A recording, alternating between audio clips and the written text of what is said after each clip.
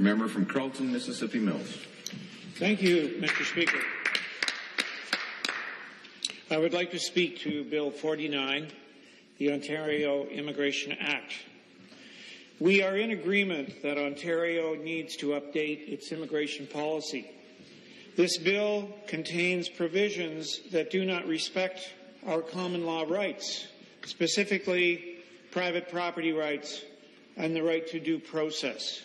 This will inevitably lead to abuses of power. About warrantless entry. Bill 49 gives inspectors, after having completed a course of training approved by the Director, the authority to enter premises without a warrant. Warrantless entry, combined with other provisions in the bill,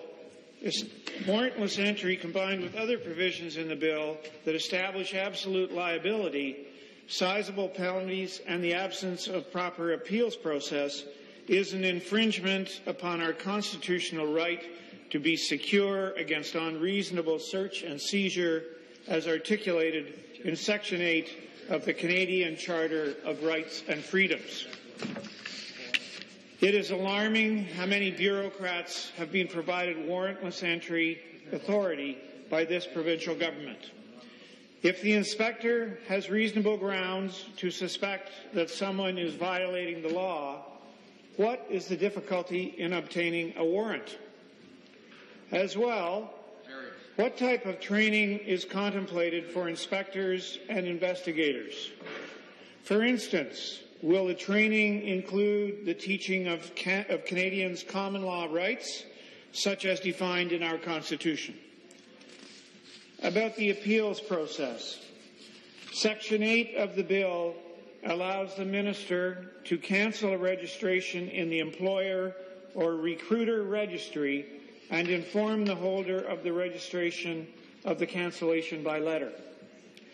The only appeal set out in the bill is a request for an internal review, which has very few procedural protections for the requester in the bill. When it comes to the appeals processes, we need to be very careful to protect people's rights and ensure that the provincial government is not given the opportunity to act arbitrarily and behind closed doors. We need a proper appeals process with effective oversight and accountability. The process for an internal review outlined in the bill does not require the minister to share with the requester the specific charges or evidence the minister relied on in their original determination.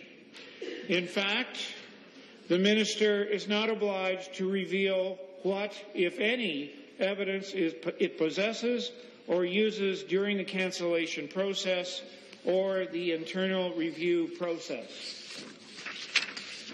The Lieutenant Governor and Council may make regulations regulating these matters, but is not required to do so.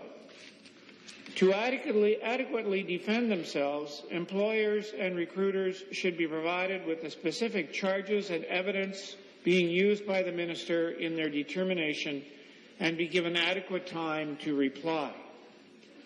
Section 28, subsection 8 of the bill establishes a standard of absolute liability with respect to administrative penalties. Absolute liability means that the minister may fine a person or corporation up to $150,000 per contravention, even if the person took all reasonable steps to prevent a contravention or had an honest and reasonable belief in a mistaken set of facts that, if true, would render the contravention innocent. And again, a proper appeals process that protects the right of the accused is completely lacking in the bill. People need to be provided an opportunity to avail themselves of a proper defense during a proper hearing with proper procedures to protect their rights if they are being fined. Where are the rights of due process? The Lieutenant Governor and Council may make regulations governing the rights of the requester under a request, but is not required to do so. I would prefer to see due process rights in the legislation, as regulations can be more easily changed and do not come to this chamber for full and open debate. About bureaucratic convenience. Madam Speaker, when the provincial government writes legislation for the convenience of bureaucrats, we are at risk of losing our common law rights. I hope it is not the intent or case here, but I have my doubts as we have seen this played out over and over again over the last 11 years in Ontario. It is not surprising to anyone who has studied history that bureaucracies with little or no legislative constraints placed on them have the potential to abuse their power. It is human nature. Not that public servants are bad people, but that bad people are attracted to and desire power over others and will naturally be attracted to positions with minimal constraints on their behavior. That is why we need to be mindful and include legislative provisions in bills to protect the rights of Canadians and not continue to give bureaucrats increasing power over every aspect of our lives. About immigrants. One of the best parts of my job is talking to people who have come to Canada from places all around the world and listening to their personal stories. It is awe-inspiring to hear people's stories of their escape from tyrannical countries run by corrupt officials in order to gain the liberty and freedom that Canada has to offer. Unfortunately, what I hear from Canadian immigrants more and more these days is that Ontario is beginning to resemble the corrupt and tyrannical country that they were able to escape. Vast and ever-expanding bureaucracies are not compatible with liberty and freedom. Even worse are privatized bureaucracies that do not answer to the people through their elected representatives.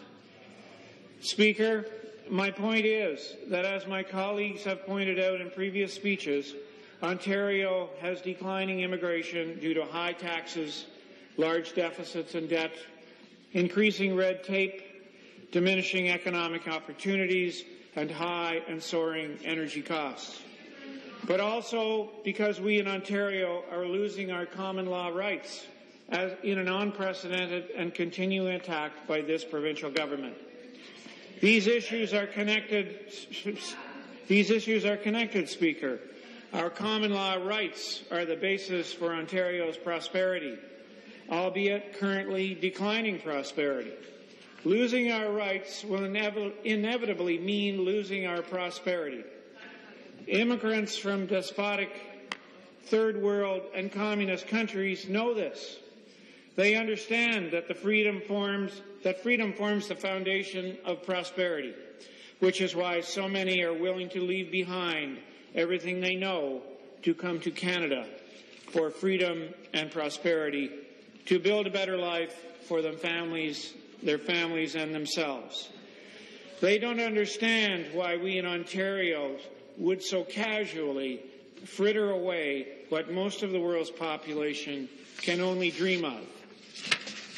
In conclusion, if we don't reverse this trend in the long run, there may not be a need for an Ontario immigration policy, and that would be sad. Ontario has so much to offer. It would be a shame if immigrants decided to reject Ontario and settle in more friendly provinces because the Ontario provincial government demolished the very rights and freedoms that attract immigrants to Canada to begin with. Thank you, Mr. Speaker. Thank you. Questions and